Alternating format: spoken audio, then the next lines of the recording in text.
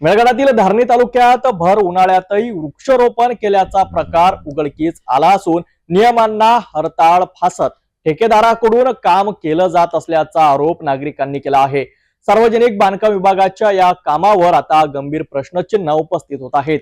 मेळघाटातील धारणी तालुक्यात सध्या तापमानाचा पारा चढलेला असतानाच वृक्षारोपण सुरू असल्याचा अजब प्रकार समोर आलाय।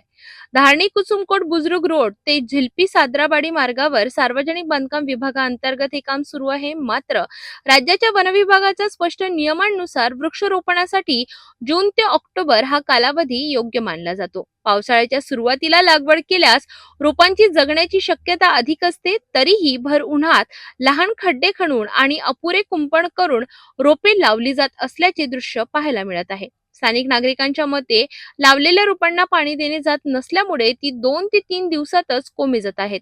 आधीच परिसरात पिण्याच्या पाण्याची टंचाई असताना अशा प्रकारे वृक्षारोपणाचा दिखावा केला जात असल्याने नागरिकांमध्ये संतापाची लाट उसळत आहे। याशिवाय या कामाबाबत कोणताही सूचना फलक नसल्यामुळे हे काम नेमके कोणत्या विभागामार्फत सुरू आहे याबाबत संभ्रम निर्माण झालाय। सार्वजनिक बांधकाम विभाग की वन विभाग याबाबत स्पष्टता नसल्याने प्रशासनाच्या पारदर्शकतेवर प्रश्नचिन्ह निर्माण झाले आहे। भर उन्हाळ्यात वृक्षारोपण करून पर्यावरण संवर्धनाचा केवळ दिखावा केला जातोय का आणि यामागे नेमका कोणाचा हलगर्जीपणा आहे? या संपूर्ण प्रकरणाची चौकशी होऊन दोषींवर कारवाई होईल का हे पाहणं महत्त्वाचं ठरेल।